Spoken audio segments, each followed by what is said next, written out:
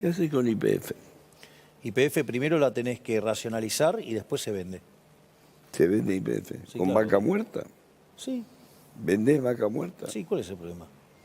No sé, te pregunto, ¿qué sé yo? ¿Podés vender vaca muerta? Sí. Es un recurso de la provincia también. Bueno, digamos, le buscás la forma de privatizarlo. ¿Cuál es el problema? A vaca muerta tenés compradores. Bueno, es decir, la verdad que, digamos, desde que nacionalizamos, o sea, bastante mal estamos, porque perdió un 90% del valor. Así que quiere decir que las cosas se hicieron bastante mal. Dijeron que iba a ser diferente, nunca es diferente. Siempre pasa lo mismo con el Estado. Todo lo hace mal, nada lo hace bien. A buena entendedora. A nuestra sección del día de hoy le podríamos poner un título al estilo Cripto Bro, esos podcasts de autoayuda financiera que muchas veces terminan en estafas piramidales. Algo así como tips para desguazar una empresa petrolera estatal y cómo enriquecernos en el camino. O bien, guía práctica para desguazar una empresa petrolera en 6 sencillos y simpáticos pasos. Pero que nadie se ilusione, no van a ser millonarios después de escuchar lo que les vamos a decir, pero sí es muy factible que terminen bastante indignados. Y realizadas las advertencias del caso, vamos a empezar. El carácter súper estratégico del petróleo condujo a que decenas de países consideraran que una actividad tan sensible no podía quedar librada a los caprichos y a la especulación de los capitales privados. Hasta el día de hoy, y a pesar de lo mucho que las privatizaciones han avanzado sobre los bienes comunes, las principales reservas petrolíferas continúan siendo administradas por empresas estatales. La monarquía saudí controla Aramco, el Estado ruso a Gazprom y a Rosneft, mientras Irán es propietario de NIOC, su compañía nacional de petróleo. Sin embargo, la primera empresa petrolífera estatal del mundo se encuentra en Latinoamérica y fue la argentina YPF, Yacimientos Petrolíferos Fiscales, fundada en 1922, ojo, hace más de 100 años. Sirvió de modelo e inspiración para las que vinieron después. Técnicos de YPF asesoraron a gobiernos de otros países para la creación de sus propias empresas nacionales, como por ejemplo la mexicana Pemex, la venezolana PDVSA y la brasileña Petrobras. Si en un primer momento YPF sirvió de modelo para crear una empresa petrolera estatal, en un segundo momento su experiencia es la que mejor ilustra cómo operan los procesos de desguace, robo y saqueo que propician los gobiernos que se autodenominan eufemísticamente pro mercado. Pro corrupción sería más preciso. Sería más preciso, sí. ¿Cómo es la historia que culmina en esa privatización de YPF? Como ocurre tantas veces para comprender la Argentina actual, el momento clave es 1976, la última dictadura cívico-militar, y la figura central acá lo ven su ministro de Economía, José Alfredo Martínez de Hoz. Destruir una empresa tan grande no es sencillo, requiere de una gran destreza y hacerlo con disimulo para no levantar la perdiz. ¿Cómo se las ingenió Martínez de Hoz para dar el primer paso en la destrucción de las YPF, Sina? Paso número 1. Crear empresas privadas prestadoras de servicios. Ojito a eso. Estas empresas obtienen un contratito por aquí, un favorcito por allá, un sobreprecio por aquí y otra gratificación por allá. De esa manera se va constituyendo una lumpenburguesía petrolera que acumula capital rápidamente y que es alimentada por la teta de un Estado capturado por los intereses privados. En algunos casos se trataba de empresas fantasmas que no tenían antecedentes técnicos para las tareas que realizaban. En otros casos eran empresas reales como SADE del grupo Soldati, que realizaba obras para YPF, o el grupo Techin, que vendía caños en condiciones ventajosas y sin competidores. Los sobreprecios eran habituales y de esa manera se garantizaba a los privados una rápida acumulación de capital. Paso número 2. Llega un momento en que la codicia de esa lumpenburguesía petrolera ya no se contenta con ser un actor secundario y pues quieren quedarse con el corazoncito del negocio, la producción del petróleo.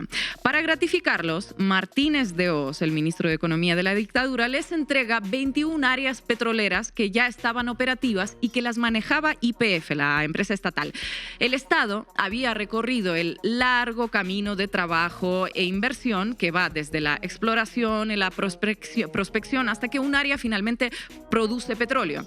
Gracias a la dictadura, los privados se ahorraron todo ese camino y pudieron comer la torta sin tener que prepararla, básicamente. ¿Quién no hace buenos negocios de esta manera, me pregunto? Bueno, ¿y cuáles fueron esas empresas? Entre las principales se encuentran Pecom de la familia Pérez Companc, Bridas de la familia Bulgeroni y Astra de Grunesein. Gracias a esta acumulación originaria apalancada desde el Estado, estas familias son hasta la actualidad algunas de las mayores fortunas del país. Paso número 3. Financiar a esas empresas privadas con fondos públicos. ¿Por qué era necesario? Algunas de las empresas que llegaban a esa posición pues no tenían la billetera tan gorda como para sostener una actividad tan compleja como es la producción de petróleo. Y para eso están los buenos amigos, para darle una mano a quien la necesita, ¿no? Martínez de Oz dispuso que un banco estatal, el BANADE, entregara créditos a estas empresas privadas para que pudieran explotar las áreas que le había concedido. Entonces, primero les dio un negocio secundario, luego áreas petroleras y finalmente créditos para hacerla funcionar. Y allí viene el paso número 4, tal vez el más escandaloso. Estas empresas producían petróleo pero no tenían refinerías, por lo tanto necesitaban un comprador que convierta petróleo en nafta, gasoil y otros derivados. ¿Quién lo compra y lo refina? YPF, la misma empresa que era propietaria de los pozos y que se los había cedido a estas empresas. Vamos a ilustrarlo con un ejemplo que muestre todo el absurdo de este mecanismo. Yo, por ejemplo, soy propietaria de un coche. Se lo vendo a Estefanía y luego pues contrato a Estefanía para que me lleve a los lugares a los que yo necesito ir, pero le pago a Estefanía mucho más de lo que me salía a mantener mi coche. Suena como un planazo, me encantaría. ¿Cuándo empezamos? No tengo autocompañera, pero es tan absurdo como lo escuchan. Veamos el ejemplo real. En el cuadro aparecen las áreas petroleras que concesionó YPF. La que marcamos en naranja es el mejor ejemplo. Se trata del área Centenario en la provincia de Neuquén. El costo de producción que tenía YPF para un metro cúbico de petróleo con características similares era de $3,12, pero se le reconocía a una empresa privada un precio que oscilaba entre los 72 y los $123, un sobreprecio que alcanzaba un número sideral, 3.864%. En las dos últimas columnas de la tabla podemos ver los sobreprecios que se pagaban expresados en porcentaje. El menos beneficiado, escuchen, recibía un sobreprecio de apenas el 50%. Apenitas, minucias, pero no termina aquí la historia. Paso número 5. El ministro de Economía de la dictadura implementó algo que se llamaba cronograma de endeudamiento de empresas públicas. ¿En qué consistía eso? Las empresas del Estado, en este caso YPF, eran obligadas a tomar préstamos en dólares y en el exterior. Préstamos que la empresa pues no necesitaba. Llamativo eso, ¿no? ¿Para qué vamos a pedir un préstamo si no necesitamos la plata? Porque nos gusta pagar intereses, ¿no? Me pregunto. YPF tomaba el préstamo, entregaba los dólares al Banco Central y el Banco Central se lo cambiaba por pesos. YPF se quedaba con pesos que no necesitaba y que se devaluaban porque fueron años de alta inflación. Los dólares, y esto es lo importante, terminaban en manos de empresas privadas que los utilizaban para importar. El propio Martínez de Oz nos da la clave para entender por qué se hacía este rulo. Con respecto a la industria, ha sido una preocupación constante de nuestra parte la modernización y el reequipamiento de nuestro aparato industrial. Hemos a ese objeto llevado los aranceles o los impuestos a la importación de los bienes de capital no producidos en el país a cero con el objeto de promover esta modernización. Como resultado, podemos hoy destacar que mientras en los primeros 5 años de la década el promedio de importación de bienes de capital ha sido de $400 millones, en 1975-76 apenas superó los $500 millones, en 1979 alcanzamos la cifra de $1.700 millones de importación de bienes de capital. En solo 5 años, las importaciones de bienes de capital, nos cuenta Martínez de Oz, se multiplicaron por 4, pasaron de 400 a 1.700 millones de dólares. Los dólares que YPF tomaba prestados en el exterior los utilizaban las empresas privadas para modernizarse, importando máquinas. YPF podía acceder a créditos internacionales en dólares porque era una empresa grande y eficiente, no había riesgo en prestarle porque pues tenía capacidad para devolver la deuda.